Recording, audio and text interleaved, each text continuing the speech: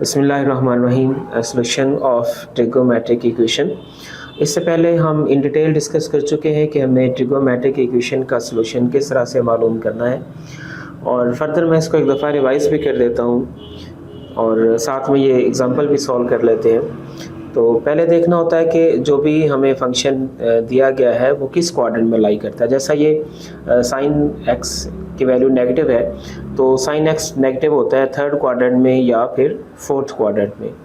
और फिर हमें एक रेफरेंस एंगल मालूम करना होता है, ऐसा एंगल जो फर्स्ट क्वाड्रेंट के रिस्पेक्ट हो। फॉर एग्जांपल इसको हम ये समझें कि साइन एक्स 3/2 है तो प्लस है, और इसको हम फर्स्ट क्वाड्रेंट में कंसीडर करते हैं। तो फर्स्ट क्वाड्रेंट में इसका जो है वो एंगल कितना बनेगा, 60 डिग्री बनेगा। ठीक, तो इसका जो रेफरेंस एंगल है वो 60 हो जाएगा। तो सॉल्व करते हैं, स्टार्ट करते हैं इक्वेशन को, क्वेश्चन को। तो पहले मेंशन करेंगे कि ये किस क्वाड्रेंट में है।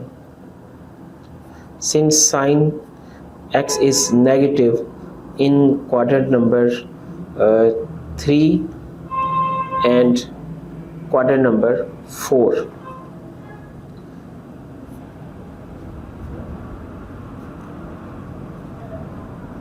with reference angle is equal to 60।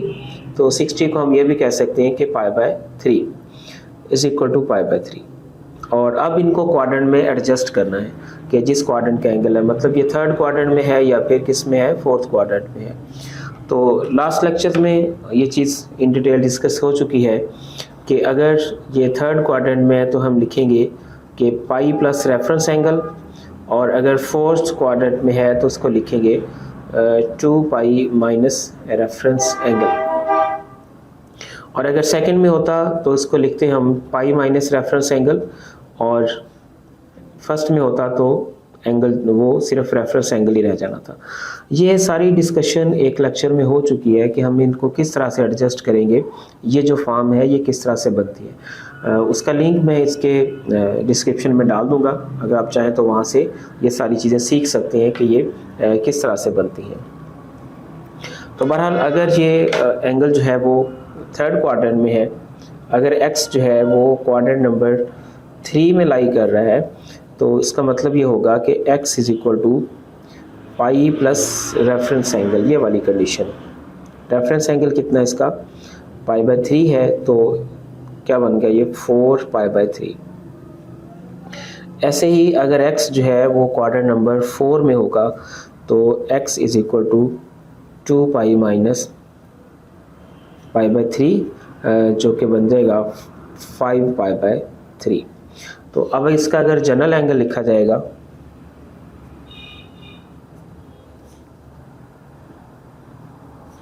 General angle, तो उसमें लिखा जाएगा x is equal to 2 pi minus 4π/3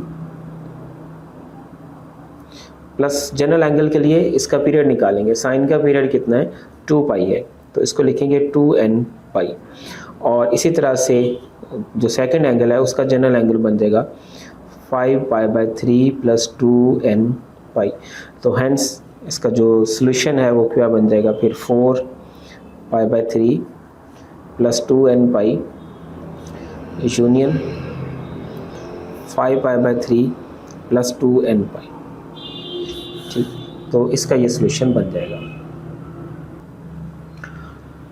तो नेक्स्ट क्वेश्चन है cosecant x is equal to -2। तो इस कोसेकेंट को अगर हम साइन x में चेंज करेंगे तो ये बन जाएगा -1/2। तो सबसे पहले इसका क्वाड्रेंट सेलेक्ट किया जाएगा कि ये किस किस क्वाड्रेंट में नेगेटिव है। अभी जो लास्ट क्वेश्चन किया उसमें भी यही था, साइन नेगेटिव था, तो वो किस क्वाड्रेंट में आ जाएगा, थर्ड और फोर्थ क्वाड्रेंट में आ जाएगा।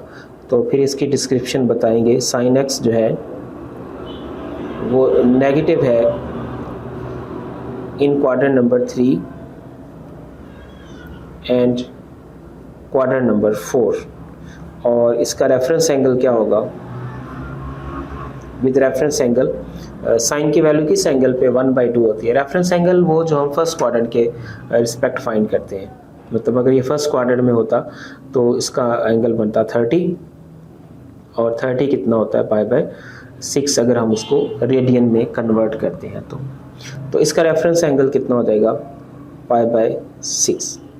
तो अब अगर ये फर्स्ट क्वाड्रेंट में है, सॉरी थर्ड क्वाड्रेंट में है, अगर x जो है वो क्वाड्रेंट नंबर 3 में है, तो फिर 3 क्वाड्रेंट में क्या आता है, पाई प्लस रेफरेंस एंगल और 2 पाई माइनस रेफरेंस एंगल।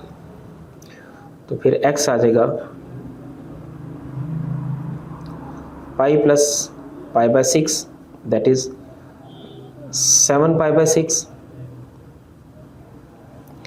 और अगर x क्वाड्रेंट नंबर 4 में है, तो फिर x is equal to 2 pi minus pi by 6, 11 pi by 6। इसी तरह से इसके जनरल एंगल और फिर जनरल सोल्यूशन, मैं इसका जस्ट जनरल सोल्यूशन लिख देता हूँ इसका। तो 7 pi by 6 plus 2n pi union 11 pi by 6 plus 2n पाई।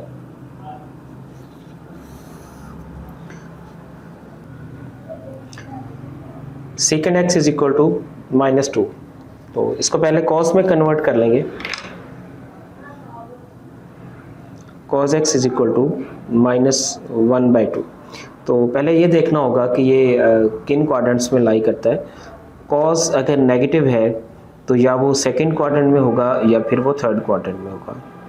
तो सेकंड क्वाड्रेंट में है तो उसको लिखा, जो उसकी एडजस्टमेंट आएगी सेकंड में इस तरह से उसको एडजस्ट करेंगे, और थर्ड में पाई प्लस रेफरेंस एंगल। अब रेफरेंस एंगल क्या है, जो फर्स्ट क्वाड्रेंट के लिए बनता है, और cos की वैल्यू 1/2 किस एंगल पे आती है, cos की वैल्यू 1/2 60 पे आती है, यानी पाई बाय 3 आ गया। तो इसी तरह से cos x is negative in quadrant number 2 and quadrant number 3 with reference angle कितना बन जाएगा इसका रेफरेंस एंगल, पाई बाय 3। तो अगर तो ये एंगल जो है वो सेकंड क्वाड्रेंट में है, x जो है वो सेकंड क्वाड्रेंट में है, तो फिर इसको लिखा जाएगा x is equal to pi minus reference angle जो कि पाई बाय 3 है, और ये कितना बन गया 2 पाई बाय 3। और अगर x जो है वो क्वाड्रेंट नंबर 3 में है, तो फिर x is equal to pi plus pi by 3 जो कि बन जाएगा 4 पाई बाय 3। तो इसके जनरल एंगल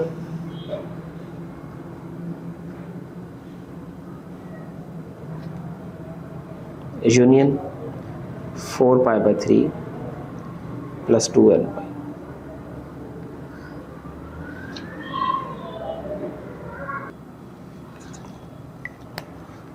और इसका नेक्स्ट क्वेश्चन है cot theta is equal to 1/3 square root. इस cot को पहले हम tan में कन्वर्ट कर लेंगे, tan theta is equal to 3 square root. चूँकि cot जो है, cot और tan एक दूसरे के रेसिप्रोकल है, ठीक। तो अगर tan थीटा होगा तो क्या आ जाएगा 1/cot थीटा। तो पहले इसका क्वाड्रेंट सेलेक्ट करेंगे। tan जो है या वो फर्स्ट क्वाड्रेंट में पॉजिटिव होता है या फिर वो थर्ड क्वाड्रेंट में पॉजिटिव होता है। अगर पहले में है तो रेफरेंस एंगल ही उसका सोल्यूशन होगा, और अगर, क्योंकि रेफरेंस एंगल हम कहते हैं उसको जो फर्स्ट क्वाड्रेंट में हो, और जो अगर थर्ड क्वाड्रेंट में होगा तो उसको लिखेंगे पाई प्लस रेफरेंस एंगल।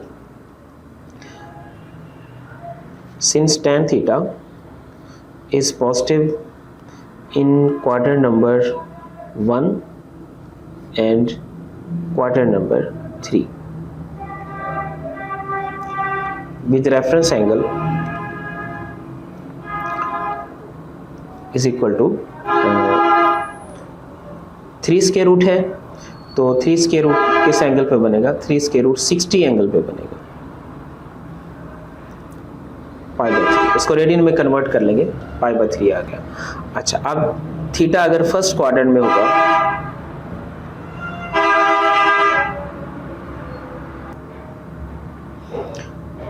तो theta is equal to reference angle ही आएगा पाई बाय 3, और अगर थीटा जो है वो क्वाड्रेंट नंबर 3 में होगा तो थीटा हम लिखेंगे पाई प्लस पाई बाय 3 जो बन जाएगा 4 पाई बाय 3। तो लिहाजा इसका जो सॉल्यूशन है फिर पाई 3 प्लस 2 एन पाई, सॉरी इसमें tan का जो पीरियड है वो पाई है, इसलिए हम इसमें n पाई ऐड करेंगे, union 4 pi by 3 plus n पाई।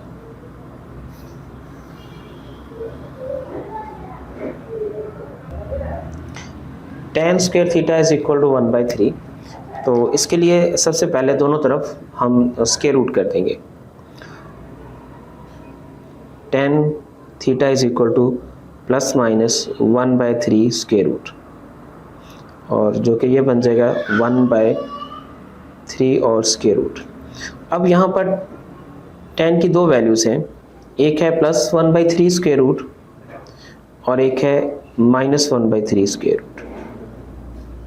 हम दोनों को सेपरेटली सॉल्व करेंगे। तो अगर तो tan थीटा हम 1/3 स्क्वायर रूट लेते हैं तो हमें देखना होगा कि tan जो है वो किन दो क्वाड्रेंट में पॉजिटिव है, tan फर्स्ट में और थर्ड में पॉजिटिव है, जैसे अभी इससे पिछले क्वेश्चन में बात हुई है। तो